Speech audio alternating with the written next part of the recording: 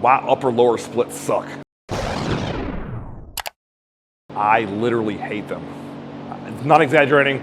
This isn't trying to be clickbait. It is holding you back from growth. And so many popular, famous, big people will tell you that's where all the rage is. Like, upper-lower is great. Trust me. Well, what's weird is 99% of the people who are huge in this world don't do upper-lower. They may do it now, but they didn't when they put on the majority of their muscle tissue. And I'm going to tell you, I don't know, 5-6 bullet points of why I hate it and why you're leaving growth on the table if you're not doing a traditional bodybuilding split if maximum muscle gain is your goal.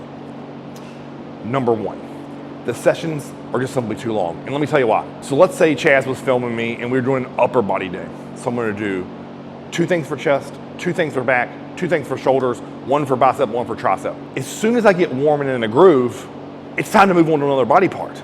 So now all the time that I spent warming up for, say, my chest pressing, now I have to spend finding the groove for my back, and then my shoulders, and then my arms. I'm having to do a lot more warm up and feeder sets where I know you guys don't see it through my workouts, but after I get through the first exercise, I don't do that many warm-ups, and I don't do hardly any feeder sets once I get fully pumped, because I just don't need it. I know the working weight I'm gonna use. I might do 1 fill set of 3 or 5 reps, and then I'm into my working set, because the muscle is warm. I'm ready to go, I'm locked in. So that's my number one issue with an upper body and lower body split is you spend a majority of your time in the gym, not actually training for the sets that count, but getting ready for the sets that count. And to me, that's just not very efficient with time management. I already kind of gave you a preview of bullet point number 2. As soon as you get in a groove of a muscle, you have to get off of it and switch to something else, right? And that's what I love about traditional bodybuilding workouts or bro splits. Let's say I'm hitting chest and I've gotten the groove on slight incline dumbbell press and it feels great. I pick up the barbell for incline barbell press and it is rolling. Then I go to a machine press and I'm even more connected. Each exercise building on the previous.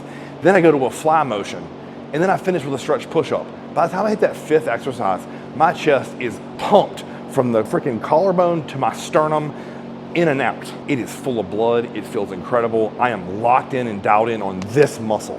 So I'm able to channel all of my energy and know that when I empty the tank on this muscle, it's literally done, right? So that's something that upper lower splits neglect, right? Because, you know, chest might not be the greatest example.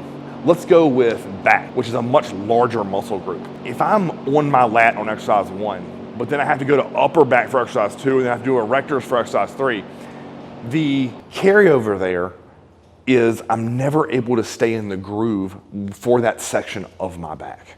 And for someone like me who has a lagging back, that is extremely essential. I need to be able to find my lat early and stay on it for multiple exercises, for multiple angles to fully level up and blow out that muscle. So getting in the groove to me is reason number 2 of why this isn't an optimal split for growth. Next, you achieve an okay pump, but not great.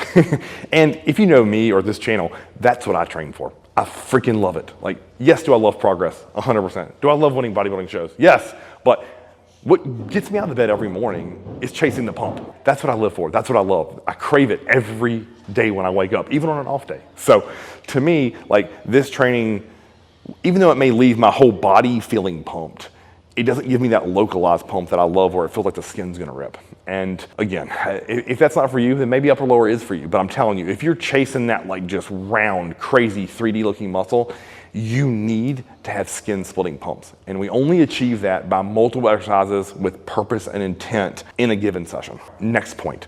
To me, when I see these guys post their upper body day, it's like this. 10, 15 exercises, it's wild. That is so overwhelming for me to look at and take in. Where I'm thinking about, okay, I need to do 2 press, 1 fly, 2 row, 1 erector, 2 shoulder, 2 bicep, 2 triceps, and an ab. And I'm like, oh my word. Like, at what point within that session do you just lose focus or energy and just want to go home? And to me, at that point, you're going through the motions. And going through the motions is never going to elicit the most amount of muscle growth. I don't care who you are. I'm sorry. I don't care how much gear you're on either. It doesn't work. Maximal effort is what gives you muscle growth. Fatigue, cranking on a muscle, hitting failure, that's how we stimulate growth. So to me, it's just simply too overwhelming to look at on paper. And when you're trying to structure your workouts and build it into your day, like if you don't have 2 hours to train upper body, then what are you gonna do? You're gonna start eliminating exercises? Well, then your total volume for the week goes down. So when I'm thinking about time efficiency and building a workout around someone who has I'm gonna say normal life, who works a job and has kids, like, or has college classes and to study and do tests, completely unpractical as a whole. And then the last thing here, to me, if you're looking at a guy who is extremely lower body dominant, and hey, that was me for years, this split is garbage. If you have a very balanced body, this may work well. Or if you have a weakness of a lower body, I like this split because you can lower the volume for your total upper body, but then have 2 full-blown leg days. One that would say focus on quads and adductors, and the next one that's gonna focus on hamstrings and glutes. But if you have a lagging upper body, explain to me the split volume and frequency you're gonna do if you have to bring up your entire upper body to match your lower, because that was me. There wasn't one upper body muscle for me in my 20s that matched my legs. None, zero. I needed chest, shoulders, traps, back, delts, arms. So explain to me how this is gonna be optimal. And the answer is it's not. So if you are out there and you have a great set of legs through either body, your body just responded well like mine did, or you come from a football background like I did where I squatted all the time, deadlifted, did hang cleans, did lunges, box jumps, my legs were way ahead of my upper body, then you have to break down your upper body into different segments so you can give it adequate attention, right? You need a chest and shoulder day, you need an arm day, you need a back day. Because listen, if you hit back properly, let's say you just simply did 1 pull down or pull up, you did 2 heavy ass rows and a rack pull, that's a lot of work. And it's hard if you do it right. And let's say you finish with some abs to protect your spine for spinal health, that's 5 exercises. And let's say you do a top set and a back off for each, that's 10 working sets. And that's how you're gonna grow a back. Not doing 2 exercises 3 times a week. I'm sorry, I don't believe that. As we talked about with the previous points, it doesn't get full of pump. You don't get to get that crazy connection to it and stay on the muscle. And then how are we ever gonna effectively overload it properly over the course of the session if I'm also worried about, oh God, now I gotta bring up my chest, now I gotta bring up my arms, I also have to train my shoulders because all of those are lagging because my upper body is drastically behind my lower. So those are all the points of why I hate upper-lower splits. If you're still sticking around at this point, I think you probably have made you a believer.